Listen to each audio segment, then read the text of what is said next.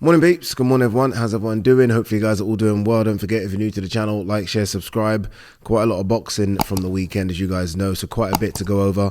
So rather than doing one long video, we're going to do 3 separate videos. I'm going to focus today on Selhurst Park. I was there for that, and then we'll do a separate video about Liam Parrow and causing probably the upset of the year. And then we'll do a separate video on what went down in the States, Gervonta Davis, Benavidez, etc. So let's focus on Selhurst Park. Obviously, as I said, I was there. It was good to be there as well. I haven't gone to a fight in ages. Obviously, the fights I work on, yes, but in terms of just going as a fan, it's been a while. And it's good to see a lot of people there. Kano ringside, nice to chat to him. Just about life in general, what he's going to do next with his career. Joshua Buatsi was there. I think there's a lot of talk now about Buatsi versus Willie Hutchinson. Obviously, Buatsi wants to fight Anthony Yarde. That's clear. Look, for a couple of reasons. It's the one fight that we've wanted to see for about 5 or 6 years, and it's a bigger money fight than Willie Hutchinson. I mean, there's an argument. I'm not arguing this or saying this should happen, but there's an argument that Buatsi Yarde could be a pay-per-view fight. There's an argument.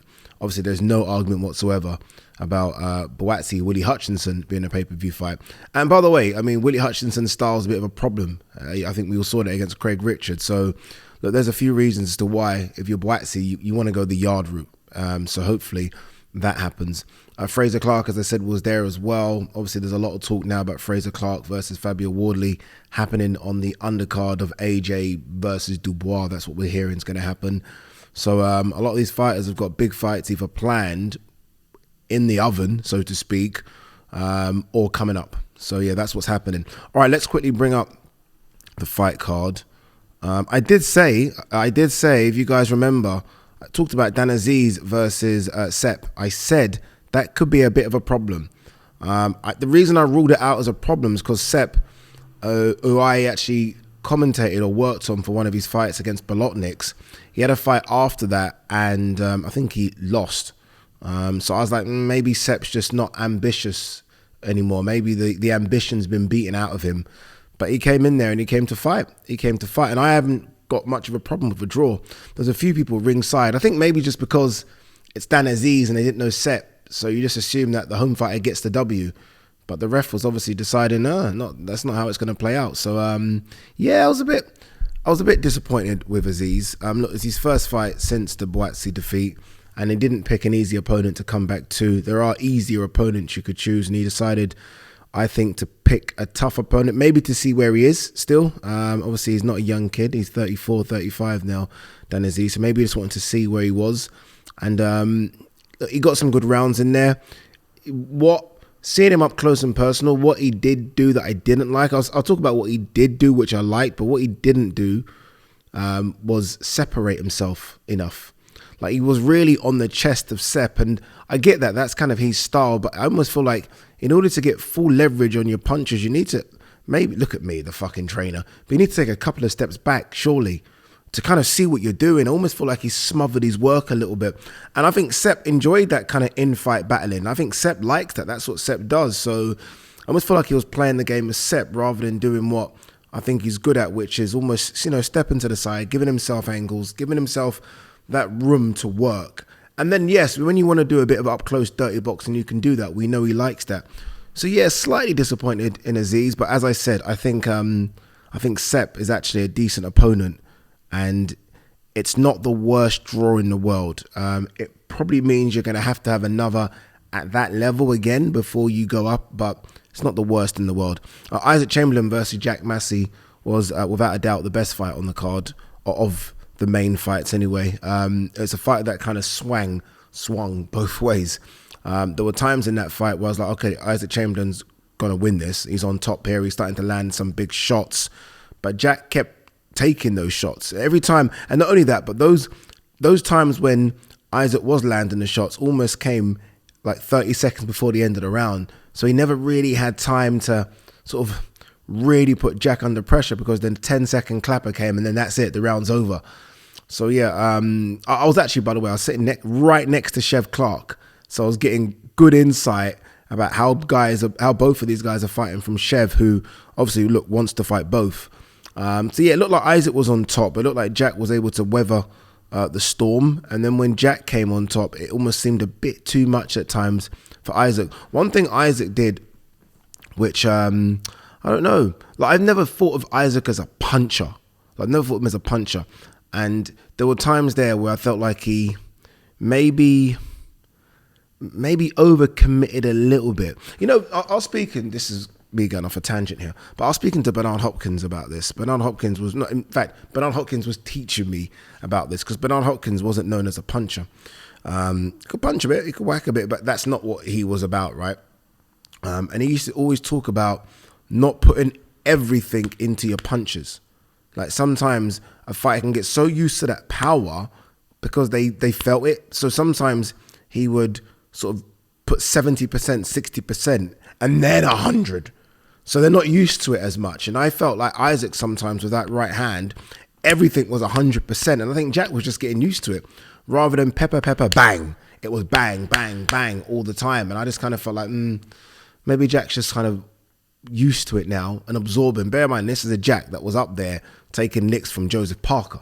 Do you know what I mean? So he was used to the power. But in the end, right decision. Close fight. I mean, I've got the scorecards in front of me. 115, 113 twice, 116, 112. Close fight.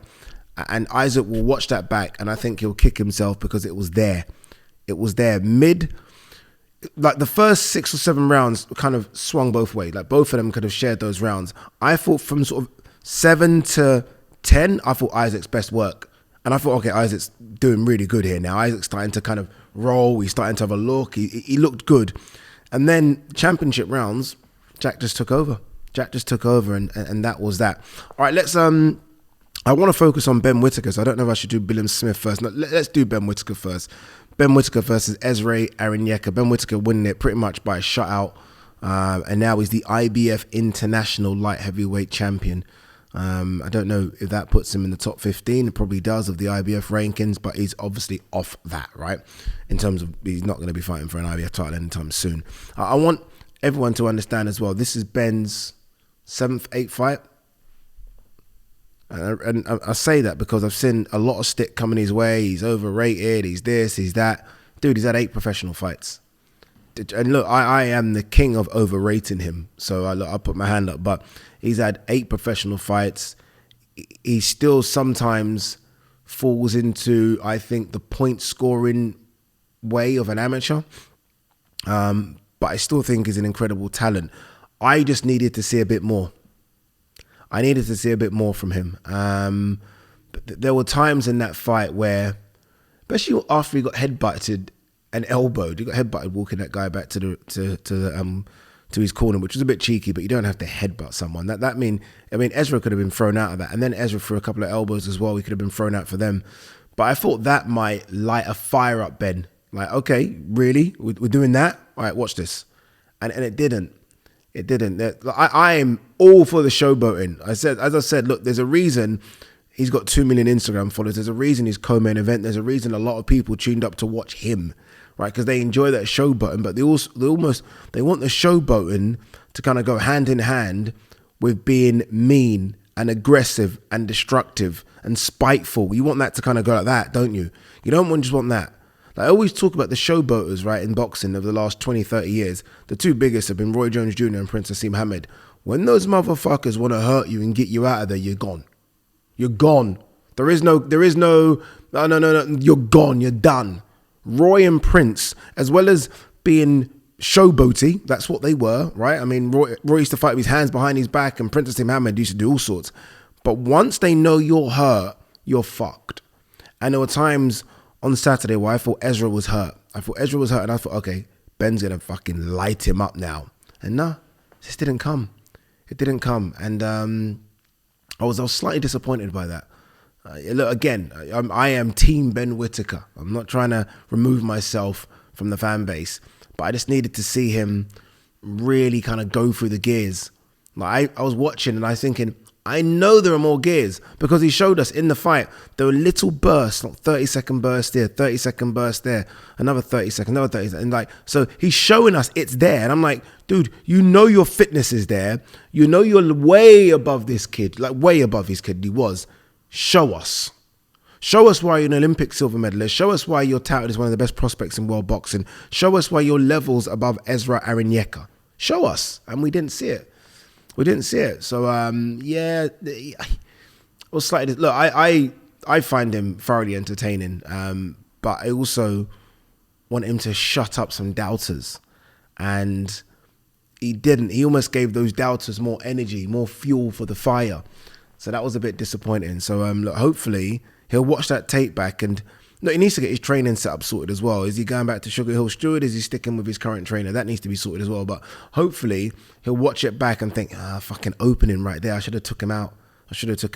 And he should have. Because again, we love that kind of showboating stuff, but it needs to be on the end or be before a bit of spite as well.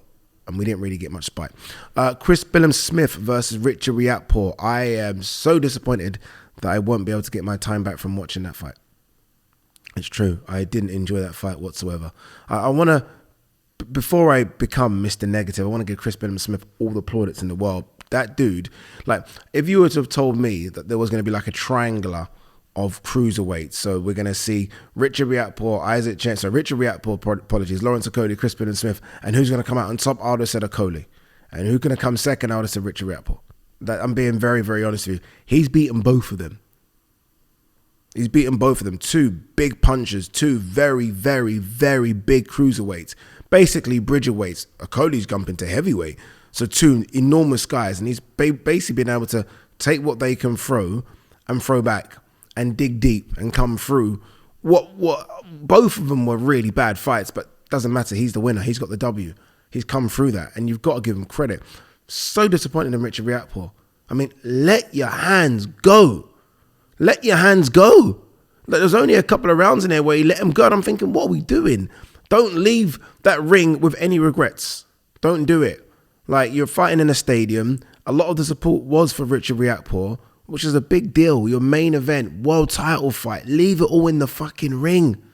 And look, it's easier said than done, and I get it. Right here I am on a green chair to leave it in the ring. I get it. That's not my profession. His profession is to fuck people up. Do it. And he couldn't do it. And I was just so like, Chirs Billam Smith's good, but come on, dude. Like, you know, come on. So I don't know. Disappointed, man. I don't know what he does next, Richard Riakporhe. There is talk about, okay, he goes up to bridgerweight and fights Lawrence Okolie in this grudge match. This isn't really a grudge match. I had a bit of a beef at a cinema. There's not really a grudge match between them two. But I don't know. The scorecards were all over the place as well. Like 115, 112 twice is nonsense. 116, 111, even that, by the way. Riakporhe being deducted a point. Where's 115, 112 come from? Like, that's nonsense. Absolutely disgraceful scorecard. So yeah, Phil Edwards is 116, 111 is more of a reflection of the fight, but even that I think's been generous to Riakporhe. That's how bad I thought Riakporhe was. Disappointing, honestly disappointing. As for Chirs Billam Smith, he talked about Zerdo next. Opetaia's name didn't really get mentioned, but look, maybe he knows Opetaia is the toughest one out there. If you can somehow go and collect all the other belts, then fight Opetaia in an undisputed, then that's the route you should be doing. That's the route you should be taking. Do I want to see Opetaia? Yes, I want to see that one. But I can understand if you're Billam Smith and his management team, that's almost like the end boss. That's the end boss when you've done all the work. Zerdo's a good fight for Smith as well, by the way. I wouldn't rule out. My days of ruling out Chirs Billam Smith is gone. Like, it's gone. So I wouldn't rule him out in that one. I would rule him out against Opetaia. So I take that back. It's not gone. It's just gone against Opetaia. All right. Again, guys, we will do a separate video talking about Liam Parrow. We are going to do a separate video as well talking about Tank Davis. The world needs to put pressure on Tank Davis to fight Loma or Shakur Stevenson next. Nothing else should be accepted. Nothing else whatsoever. Peace.